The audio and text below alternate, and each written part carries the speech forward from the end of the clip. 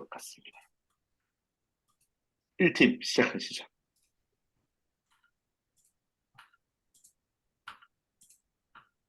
잠시만요. 네, 제 목소리 들리시나요? 네, 잘 보이고 잘 들립니다. 네, 발표 시작하겠습니다. 안녕하세요. 파이널 프로젝트의 최종 발표를 맡은 1조 박영주입니다. 발표는 다음과 같은 순서로 진행될 예정입니다. 저희는 파이널 프로젝트를 약 6주간 진행하였고, 팀원은 김승민, 박영주, 송영석, 한정현입니다. 프로젝트 주제를 소개해 드리겠습니다. 자율주행 안정성, 이대로 괜찮은가? 자율주행으로 인한 다양한 사고들이 아직 발생하고 있습니다. 현재 자율주행 차량은 2단계가 가장 상용화되어 있으며 자율주행 3단계를 현재 상용화한 곳은 독일의 벤츠, 일본의 혼다이고 국내차 중 현대가 출시 예정입니다. 자율주행 차량의 안정성은 연일화두가 되고 있습니다. 저희 조는 자율주행 안정성을 주제로 그중 아날로그 교통신호 인식에 집중하였습니다. 프로젝트 목표입니다. 자율주행의 안정성을 높이기 위해 진행한 이 프로젝트는 다양한 주행 환경 속 다중 정적 객체 인지를 목표로 하였습니다. 오늘 발표에서는 저희의 주 모델인 욜로 V8과 데이터 라벨링 방법에 대해서 집중적으로 설명을 드리도록 하겠습니다. 데이터를 소개해 드리겠습니다. 1차 데이터입니다. 저희는 AI 허브에서 주간, 야간, 악천후 환경에서 주행한 자율주행 차량의 블랙박스 캡처 데이터 15,000장을 사용하였습니다. 데이터셋은 신호등 표지판 노면으로 다음과 같이 84개의 클래스로 이루어져 있습니다. 2차 데이터입니다. AI 허브에서 주간, 야간, 악천후 환경에서 주행한 자율주행 차량의 블랙박스 캡처 데이터 중 바운딩 박스로 레벨링한 4,000장을 사용하였습니다. 데이터셋은 신호등 표지판 노면으로 다음과 같이 88개의 클래스로 이루어져 있습니다. 데이터셋 내 클래스 분포 상위 32입니다. 주행 신호등 초록불, 횡단보도, 지시 표지판, 제한 표지판, 주행 신호등 빨간불이 상위 5위를 차지하고 있습니다. 프로젝트 진행입니다.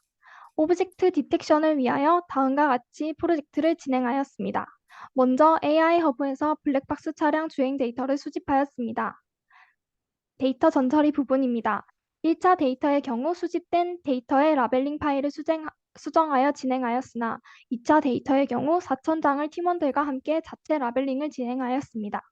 이후 전이학습으로 욜로 V8과 Efficient D1 모델 학습을 진행하였고 평가 지표와 영상 데이터를 이용한 실시간 탐지를 진행하였습니다. 데이터 라벨링 유형 중 저희가 주로 사용한 바운딩 박스와 세그멘테이션입니다. 바운딩 박스는 객체를 사각형 박스로 범위를 지정하는 방법이고 세그멘테이션은 사진 속 객체를 픽셀로 분류하는 방법입니다.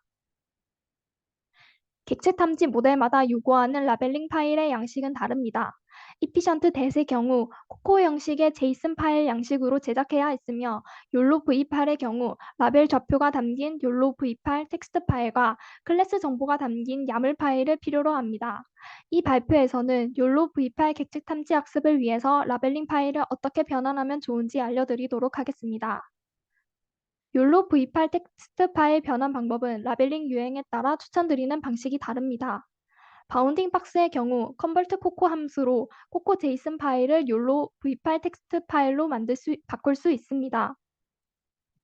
세그멘테이션의 경우 로보플로우라는 사이트를 통해 욜로 V8 텍스트 파일로 변환 가능합니다. 이는 모두 어노테이션 파일의 유형이 코코 형식 제이슨 파일이라는 전제하에 이루어지는 것으로 라벨링 파일이 코코 제이슨이 아닌 경우 파일을 코코 제이슨으로 변환 후 설명드린 방법으로 진행하시면 됩니다. 코코 제이슨 파일 안에서 바운딩 박스와 세그멘테이션이 함께 있는 경우 둘 중 하나의 유형으로 통일시키는 것을 추천드립니다. 컨버트 코코의 경우 비박스 또는 세그먼트 하나만을 인지를 하며 로봇플로우에서도 설정이 오브젝트 디텍션과 세그먼트 디텍션으로 나뉘어져 있습니다. 1차 데이터를 이용한 1차 모델 학습 결과입니다. 먼저 efficient D1으로 학습한 경우 해폭이 늘어날수록 로스가 줄어드는 것을 확인하였으나 프리시전 결과가 나오지 않았습니다. 같은 데이터 양 대비 욜로 V8 모델보다 학습 시간이 길어 실시간 탐지에는 적합하지 않다고 판단하여 이후 모델 학습에서 efficient 대는 드롭하였습니다. 욜로 V8 나노로 학습한 결과입니다. 해폭 증가에 따른 프리시전 증가를 예상했으나 유의미한 증가를 보이지 않았습니다. 신호등, 노면 표지판이 각각 개별적으로 라벨링된 데이터를 혼합해서 사용하여 테스트 사진에서 특정 객체에 대해 높은 예측률을 보이나 새로운 사진 한 장 안에서 학습된 세 유형 중 한 유형만을 인지하였습니다. 1차 학습 결과 저희는 개별적으로 라벨링이 되어 있는 세 개의 데이터셋을 혼합해서 사용하는 것보다 한 데이터셋 안에 라벨링 객체가 모두 담겨 있도록 통일시켜 프로젝트를 진행하는 것이 효과적이라고 판단했습니다. 2차 데이터를 통해 욜로 V8 미디엄과 라지로 에폭 200 조건에서 학습을 진행한 결과입니다. 그래프상 유의미한 차이를 보이지 않았으나 테스트 사진으로 학습한 결과 라지 모델의 객체 인식률이 조금 더 높은 것을 확인하였습니다. 두 모델의 정확한 차이를 알아보기 위해 3차 시도에서는 이미지 증강을 통해 2차 데이터셋에 다양한 조건을 추가하여 프로젝트를 진행하였습니다. 2차 데이터의 이미지 증강을 하여 욜로 V8 미디엄과 라지 모델을 에폭 150 조건에서 옵티마이저 SGD와 아담으로 나누어 학습시켰습니다. 현 페이지는 욜로 V8 미디엄 결과입니다.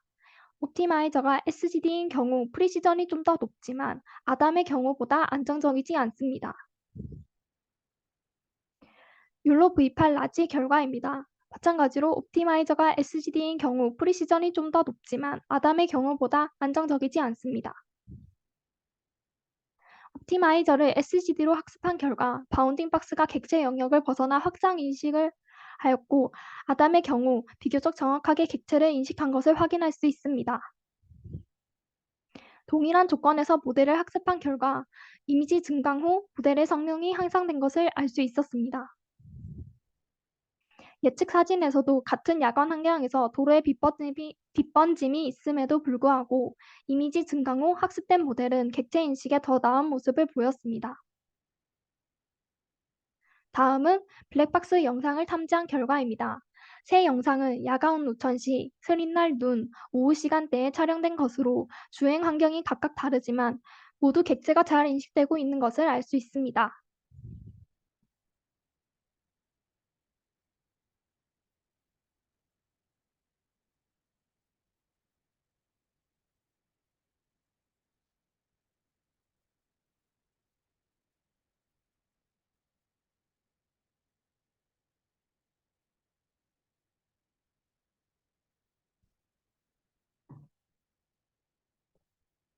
프로젝트 결론입니다. 다양한 주행 환경에서 다중 정적 객체 탐지 프로젝트를 진행한 결과 옵티마이저는 아담, 러닝 레이트는 0.001, 모델은 한 에폭당 시간으로 비교했을 때 욜로 V8 라지 모델이 적합하다고 판단했습니다. 이 프로젝트를 진행하면서 느낀 한계점입니다. 첫째, 클래스 불균형으로 인한 인식 오류 발생입니다.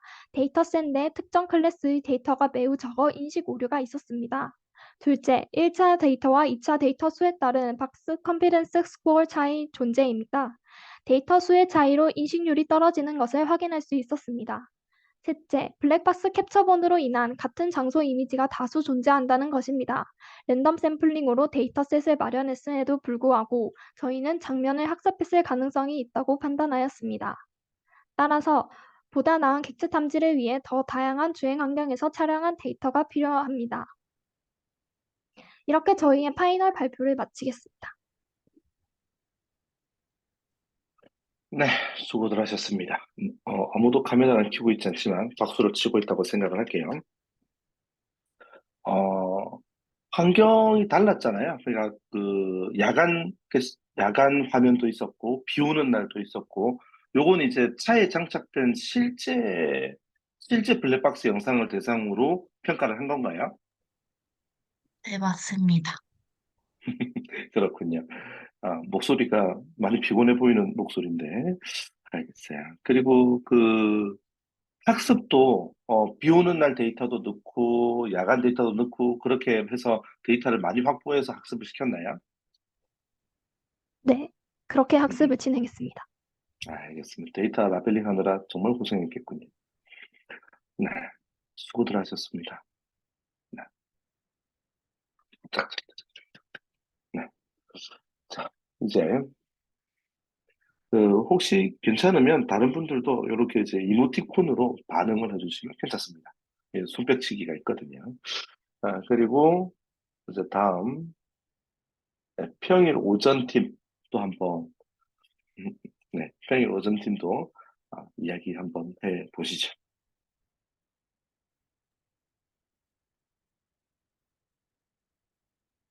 음,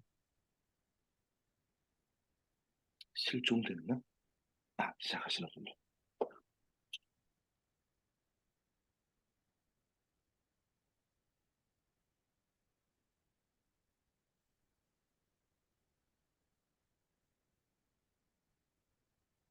혹시 뭔가 말을 하고 계시다면 안 들립니다. 아, 들리십니까? 네, 이제 들립니다. 네. 네, 시작하겠습니다. 우리 팀은 패션이 뭔지 모르는 미생 5명이 모여서 패션 모조입니다. 기온과 스타일에 따른 나만의 옷 추천 서비스 프로젝트를 진행했습니다. 개요, 모델링, 기대 효과, 개선 및 보완점 순서로 진행했습니다.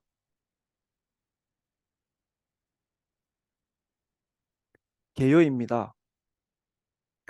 2023년 8월 인터넷 뉴스에서 흑자 전환 스타트업이 있어서 살펴봤더니 AI 기반의 고객 맞춤형 서비스를 제공한 것으로 나왔습니다. 에이블리, 라포랩스 브랜드 기업에서는 특히 AI 추천 서비스 효과를 톡톡히 본 것으로 나왔습니다. 맞춤형 서비스에 대한 중요성은 높아져 가는 데 반해 다양한 맞춤형 서비스가 부족하다고 느껴졌습니다. 예를 들어서 3가지 정도 말씀드리면, 첫째, 유사한 아이템을 추천해 주지만 실제로 유저에게 활용 가능한 맞춤형 서비스 부족하다는 것입니다. 예를 들어 무신사 쇼핑몰에서 코디된 셋은 있으나 각각 아이템을 선택하였을 때 어울리는 아이템을 추천받기가 어렵습니다. 그리고 두 번째, 날씨를 기반한 추천 서비스가 부족하다고 느꼈습니다. 오른쪽 사진에서 보시는 것과 같이 그림으로 날씨에 맞는 옷을 추천해 주긴 하지만 실제 아이템으로 추천해 주는 서비스로 연결되지는 않습니다. 셋째, 유저가 갖고 있는 아이템을 기반으로 추천 서비스가 부족하다고 느껴졌습니다. 실제 보유한 옷과 어울리게 추천받을 경우에 실제 착용률이 높아질 것으로 기대하고, 이는 추천 서비스에 더하여 매출 증대에 기여할 것으로 기대합니다. 따라서 옷 추천 서비스를 구현하고자 합니다.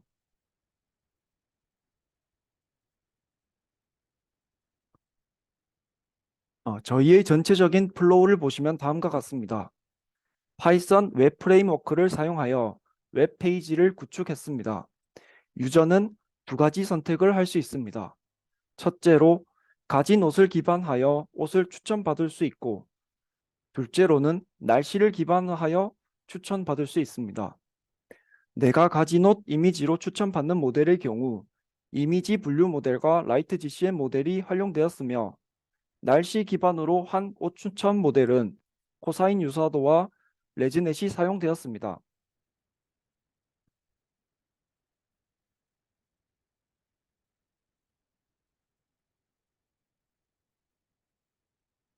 사용한 데이터셋입니다. 무신사 코디샵을 크롤링하였습니다. 코디 정보와 코디 관련된 아이템들을 크롤링 해왔습니다. 총 데이터는 12만 9,213개입니다. 내가 가진 옷 이미지로 추천받는 케이스 1 전처리는 사용할 데이터에 대한 널값을 제거하였고, 바지, 상의, 스커트에 해당되는 데이터만을 사용하였습니다. 라이프라고 표시되어 있는 값들을 남녀 공용으로 변환하였습니다. 날씨 기반 추천인 케이스 2의 전처리 경우에는 상품 업로드 시기를 월 단위로 절삭하였고 바지, 상의, 아우터, 스커트, 원피스만 데이터를 사용하였습니다. 성별은 남자, 여자, 남녀 공용으로 분류하였고 원핫 인코딩 및 CSR 매트릭스를 사용하였습니다. 이제 각각의 추천 서비스에 대해 자세히 말씀드리도록 하겠습니다. 우선 가지노트 기반으로 한 추천 서비스인 케이스 1 모델링 과정을 살펴보시겠습니다. 케이스 1의 전체적인 플로우 차트는 다음과 같습니다. 사용자가 가진 옷 이미지를 넣게 되면 이미지 분류 모델이 성별, 스타일, 옷 종류를 고려한 라벨 값을 반환해 줍니다. 이 라벨 값은 저희가 정한 옷 분류 값입니다. 이러한 값이 이미지 분류 모델을 거쳐 나와 라이트 GCN의 인풋 값에 입력이 됩니다. 라이트 GCN은 무신사 코디샵 개별 아이템 간의 연결 관계를 학습합니다. 이를 바탕으로 가장 연결 관계가 높은 아이템을 추천해 줍니다.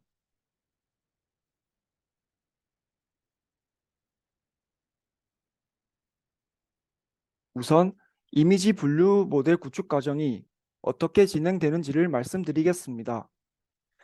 앞서 말씀드린 바와 같이 이미지를 넣었을 때 스타일, 옷 종류, 성별을 인식하게 하고자 합니다. 즉, 오른쪽 라벨과 같은 캐주얼 데님 바지 남자와 같은 값을 반환하고자 합니다. 이를 위해 스타일 이미지 분류, 중분류, 이미지 분류 모델, 성별 이미지 분류 모델을 각각 학습하고자 하였습니다.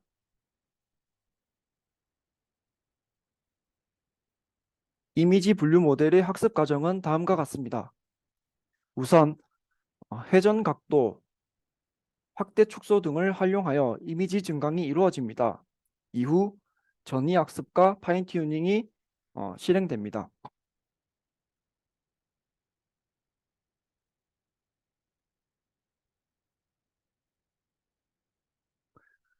파인 튜닝 과정을 비교하기 위하여 덴스넷만을 우선 사용해 보았습니다. 덴스넷이란 이전 레이어의 피처 맵을 계속해서 다음 레이어의 입력과 연결하는 방식입니다. 최적의 성능을 발휘하도록 파인 튜닝하고자 두 가지 시도를 하였습니다. 첫째, 다양한 레이어를 활용해서 파인 튜닝하였습니다.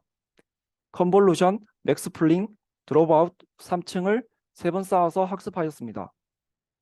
두 번째로는 클래스의 수만큼 출력값이 나오도록 레이어를 쌓아서 학습하였습니다.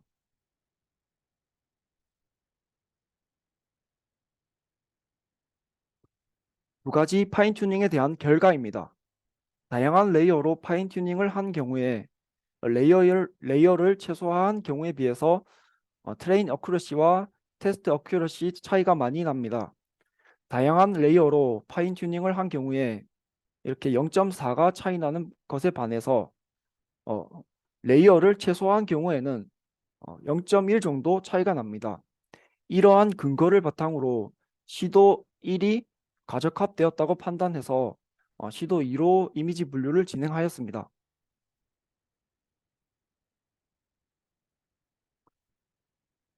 저희는 왼편에서 보시는 것과 같이 CNN 계열 다양한 모델 중 최적 성능을 가지는 모델을 선택하고 싶었습니다.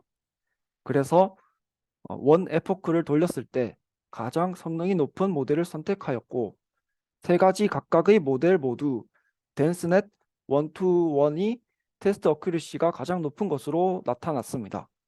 그래서 덴스넷 1-1 모델을 활용하여 세 가지 이미지 모델을 학습시켰고 그 결과는 오른쪽과 같습니다.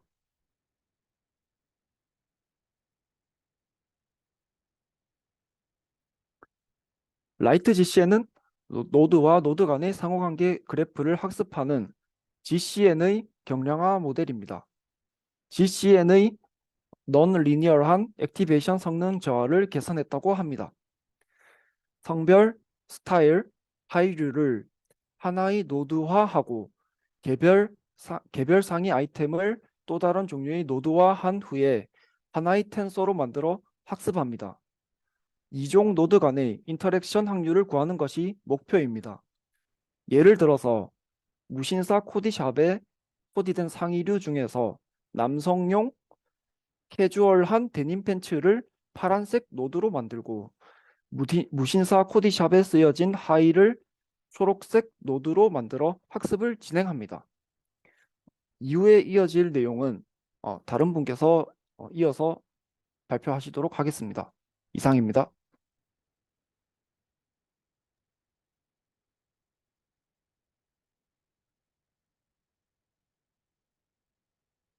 네, 제 화면 혹시 보이시나요? 네, 보입니다. 네, 감사합니다.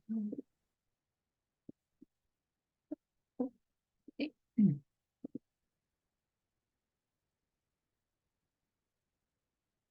네, 모델링 케이스 2번 날씨별 패션 추천 파트 발표를 맡은 김혜지입니다. 두 번째 케이스 모델의 흐름은 이와 같습니다. 먼저 유저가 지역을 입력값으로 넣으면 실시간 날씨 API를 통해 날씨 데이터를 받아오게 됩니다. 이를 통해 날씨에 알맞은 상의 5가지가 스타일별로 유저에게 주어집니다. 여기서 이미지를 보고 유저가 마음에 드는 스타일의 상의를 고르면 다음 단계에서 코사인 유저들을 통해 선택한 상의와 어울리는 하의 5가지의 선택지를 유저에게 보여줍니다.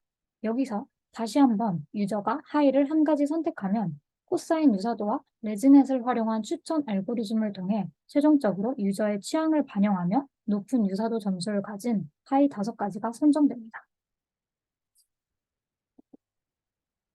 이제 좀 더 자세히 설명드리도록 하겠습니다. 첫 번째 단계인 상의 선정입니다. 앞서 말씀드렸던 것처럼 입력받은 지역을 통해 실시간 날씨 데이터를 불러옵니다. 이때 기온과 풍속 데이터를 받아 체감 온도를 계산합니다. 그리고 해당 체감 온도를 통해 저희가 나눈 온도별 패션 카테고리 중 상의를 선택하게 됩니다. 이때 선택되는 상의는 5가지의 카테고리별로 인기도를 고려하여 랜덤하게 한 개씩 선정됩니다. 여기서 유저는 마음에 드는 스타일의 상의를 선택합니다. 다음 단계로 코사인 유사도 모델을 사용하게 됩니다. 더 정확히 표현하자면 이 단계에서 사용되는 코사인 유사도 측정 방법은 문자 유사도 추천을 위해 사용되었습니다. 코사인 유사도는 벡터 간의 유사성을 측정하는 방식으로 주로 1, 동일함, 그리고 0, 다름의 값을 통해 유사성을 측정합니다. 먼저 크롤링된 데이터셋의 패션 아이템별 상세 정보 및 태그 값을 벡터화시킵니다. 그리고 유저가 앞서 선택한 상위 아이템과 하위 아이템들의 벡터 값을 불러와 코사인 유사도를 계산합니다. 그렇게 가장 높은 유사도 값을 지닌 5개의 하위 아이템이 선정됩니다. 여기서 유저는 마지막으로 마음에 드는 하위를 선택합니다. 이제 문자와 이미지의 유사도를 측정하여 하위를 추천하는 알고리즘 단계입니다. 저희는 이미지 유사도를 구하기 위해 레지넷 50, 50을 사용했습니다. 레지넷 50은 100만 개가 넘는 영상에 대해 훈련된 신경망이 기학습된 모델로 이미지 분류에 주로 사용되는 모델입니다. 이때 저희는 더욱 적합한 패션 아이템을 추천해보기 위해 2가지 방식으로 실험을 해보았습니다. 첫 번째는 이미지와 문자 유사도 추천을 동시에 병렬식으로 돌려 결국 가장 높은 코사인 유사도 값을 가진 아이템을 선정하는 방식이었으며, 두 번째는 이미지를 통해 아이템을 추천 후 마지막에 문자를 통해 한 번 더 검증 및 가공하는 직렬식 방법이었습니다. 이 중 저희는 2번째 방안을 채택했습니다. 이유는 나오는 결과 자체는 퀄리티면이나 유사도 점수에서 크게 다르지 않았으나 모델의 튜닝 및 트래킹 혹은 관리 방안이 더 수월한 편이었으므로 활용도 측면에서 이 방법이 좀 더 적합하다 생각하였습니다. 다시 레지넷으로 돌아오겠습니다. 레지넷을 활용하기 앞서 저희는 좀 더 맞춤형 모델을 사용하기 위해 크롤링했던 패션 아이템 이미지들을 학습시키는 전이학습을 진행했습니다. 또한 렐루, 글로벌 에버리지 플링 등의 파인 튜닝 또한 추가해보았습니다. 이렇게 학습된 레지넷 모델로 먼저 피처 익스트랙션을 통해 아이템별 이미지 벡터 값을 추출하였습니다. 그리고 축출된 벡터 값을 통해 코사인 유사도 값을 계산하였습니다. 그렇게 이 일련의 과정을 통해 우리는 가장 높은 유사도 값을 가진 하이 아이템 20벌을 구했습니다. 마지막 단계입니다. 더욱 연관성 있는 하이 추천을 위해 바로 앞전에서 이미지 모델을 통해 구한 20개의 아이템을 대상으로 다시 한 번 더 문자 유사도 추천 방법을 통해 상위 5개의 하이 아이템을 최종 선정하였습니다. 여기서 사용한 문자 유사도 추천 방법은 앞서 말씀드린 절차와 동일합니다. 그래서 이렇게 완성된 상위와 하위로 이루어진 패션 코디는 이 다음에 이제 이어 보여드릴 웹페이지 상에서 한 벌의 세트로 유저에게 시각적으로 노출되어 보여집니다. 이제 이어서 저희가 모델링한 패션 추천 시스템들을 적용한 웹사이트 사용 시연 영상을 보여드리도록 하겠습니다.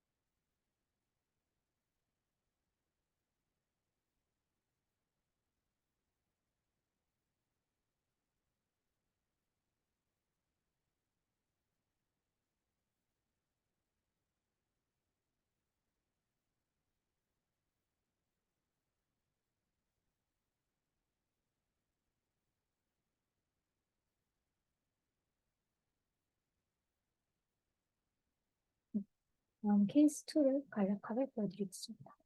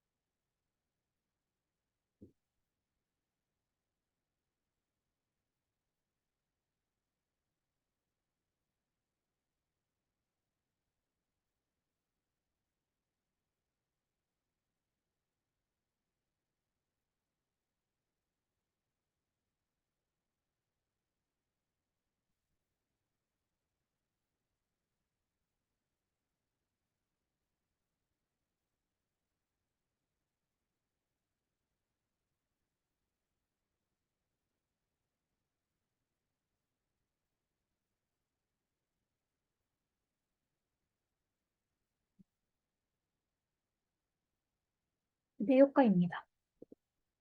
저희는 해당 시스템을 통해 고유 옷장 및 날씨에 적합하면서도 패셔너블한 개인 맞춤형 옷차림을 추천할 수 있을 것이라 생각합니다. 또한 집을 나서기 전 옷으로 고민하던 고객들의 편의성을 높일 수 있을 것입니다.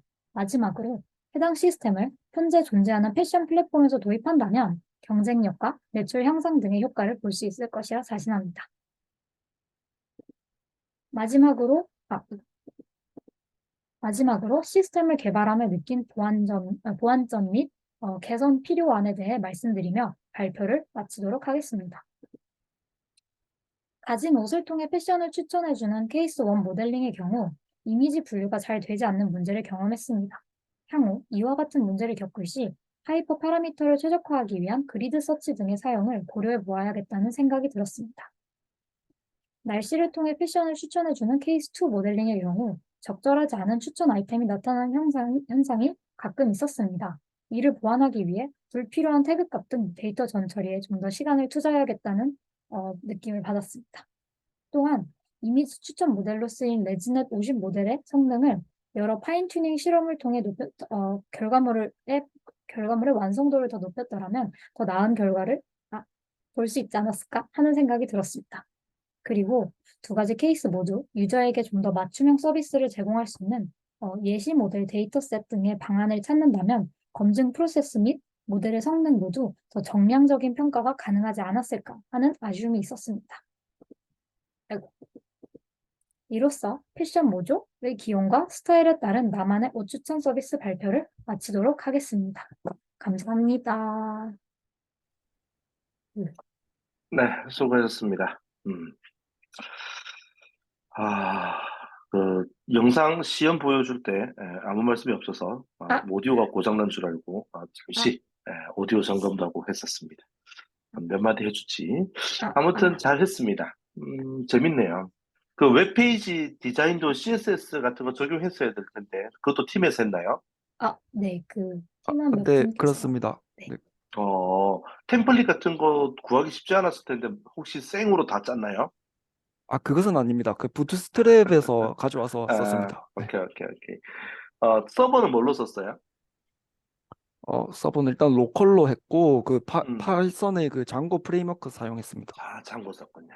네. 네. 네. 추천 재밌네요. 나중에 서비스가 혹시 더 확장되면 막 이렇게 내가 가지고 있는 옷들 이렇게 앱으로 막 이제 휴대폰 앱이라고 치면 내가 가지고 있는 옷들을 이렇게 막 찍어가지고 그죠? 이제 추천해주고 하면 그것도 참 재밌을 것 같네요. 내 키, 몸무게 뭐 이런 거 입력하고 이렇게 내 얼굴도 이렇게 찍어놓고 추천해 이러면은 나가지 마 뭐 이렇게 나오면 되게 좋겠네요. 재밌습니다. 다들 수고들 하신 것 같아요. 네. 네. 박수. 감사합니다. 수고하셨습니다. 마지막 팁. 다들 기다리던 마지막 팁입니다. 오늘 왠지 발표가 1시간이 넘지 않을 것 같은 기쁜 마음이 드는군요. 자, 시작해보죠.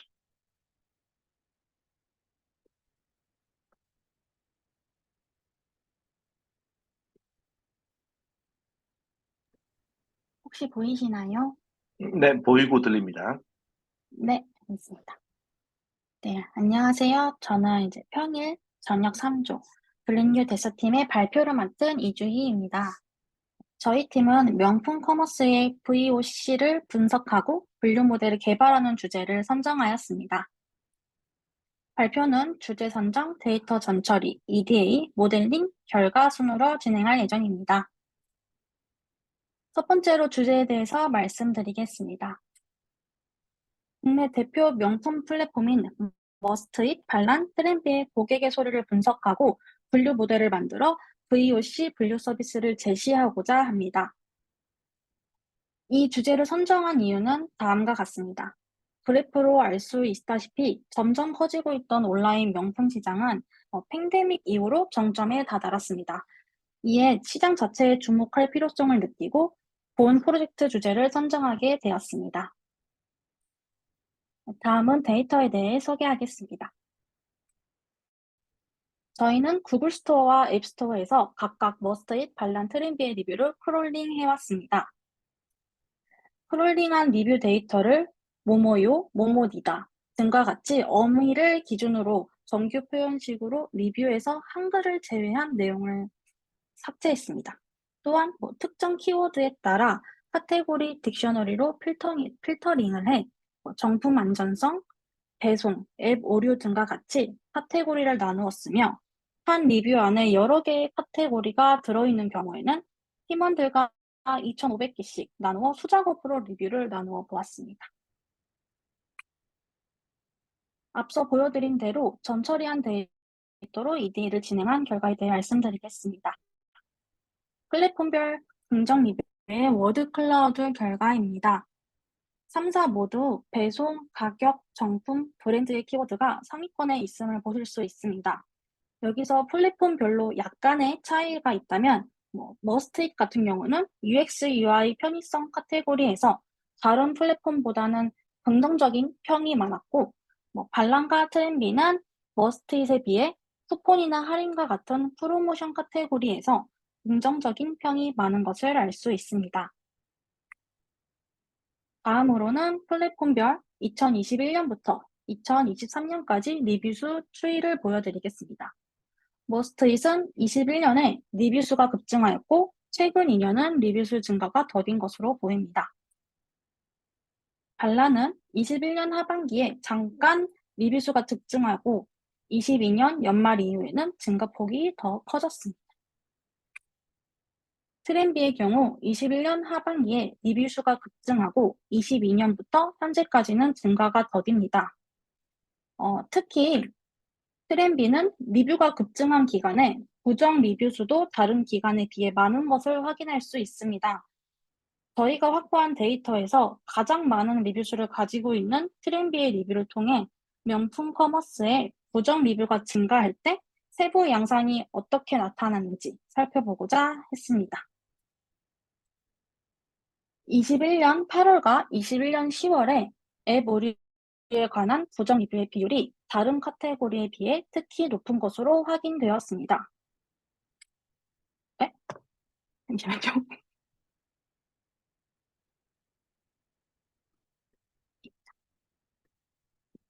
네. 이 기간을 워드 클라우드로 키워드를 살펴본 결과 업데이트, 화면, 로딩 등 업데이트 이후 오류가 발생한 것으로 추측되는 키워드들이 주로 보였습니다.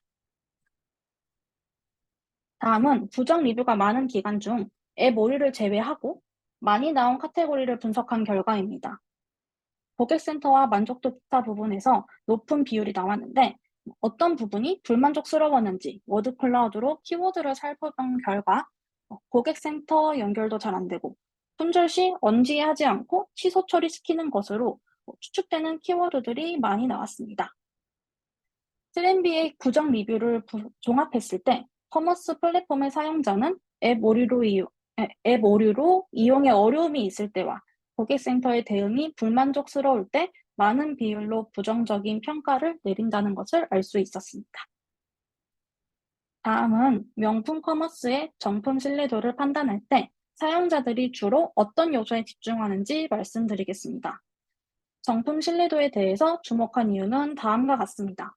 머스트잇, 트렌비, 캐치 패션에서 각 플랫폼 사용자를 중심으로 설문조사한 결과 명품 커머스에서 구매할 때 중요하게 생각하는 요소가 정품 신뢰도였습니다. 이에 본 EDA를 진행했습니다. 그래프를 보시면 반란의 경우 긍정 리뷰와 부정 리뷰 모두에서 검수라는 키워드의 빈도수가 가장 높은 것으로 확인됩니다.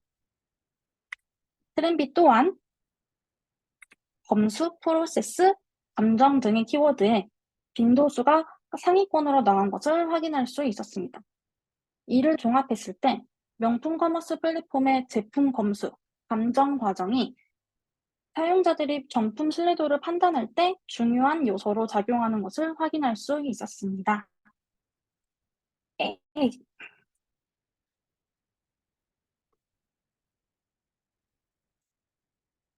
다음은 플랫폼별 앱 오류와 UX, UI 편의성 카테고리를 통해 안드로이드와 iOS 기반의 각각의 앱에서 사용 안정성에 대한 평가가 어떠한지 살펴봤습니다.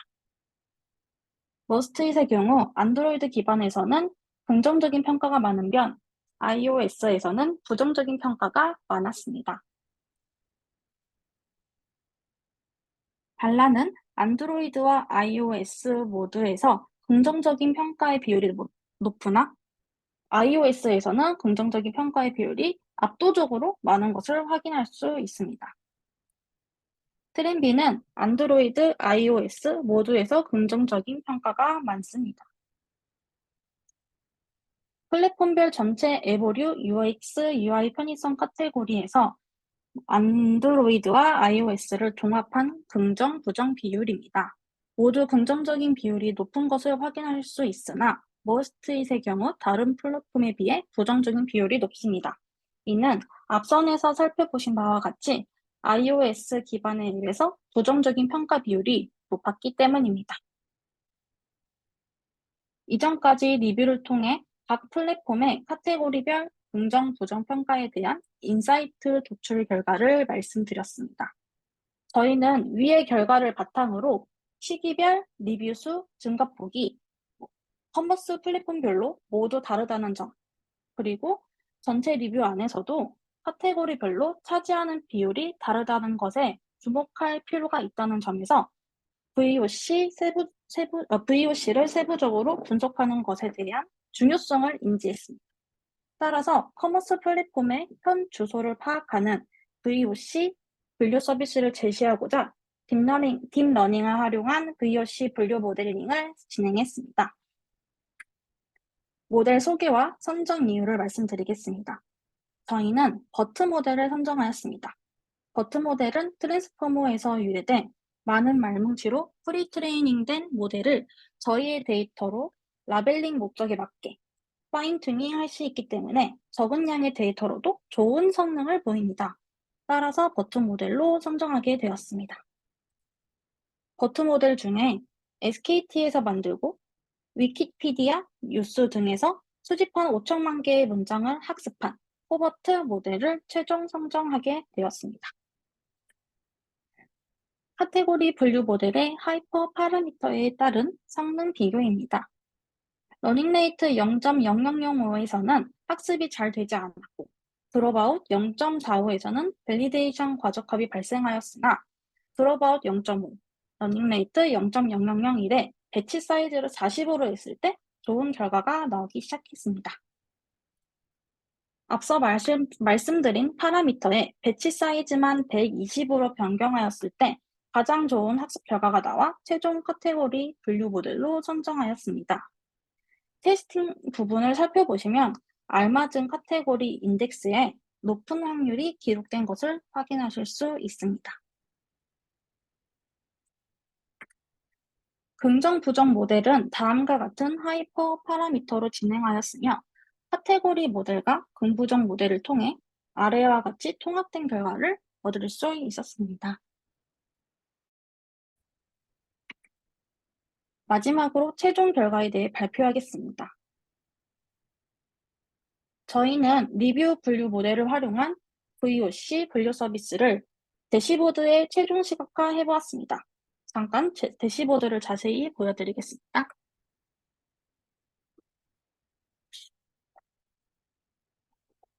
커머스 플랫폼별로 트렌비, 관람, 머스트잇별로 만들었습니다. 연도별로도 볼 수 있고요. 또 월별로도 볼 수 있고 카테고리별로도 볼 수 있습니다.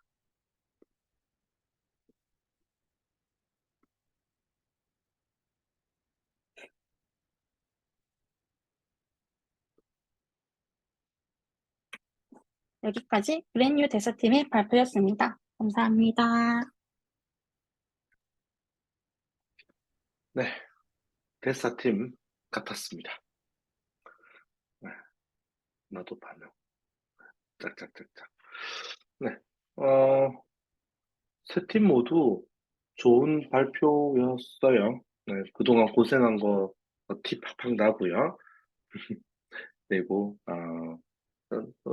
네, 저야 네, 여러 번 보던 주제들이고 계속 여러분들과 대화를 나누고 있었어서 어떨지 모르지만 또 다른 분들 좀 특히 지금 막 머신러닝이나 딥러닝 프로젝트 시작하는 다른 기수 분들께는 또 재밌는 하나의 주제를 던진 게 아닐까 생각도 합니다.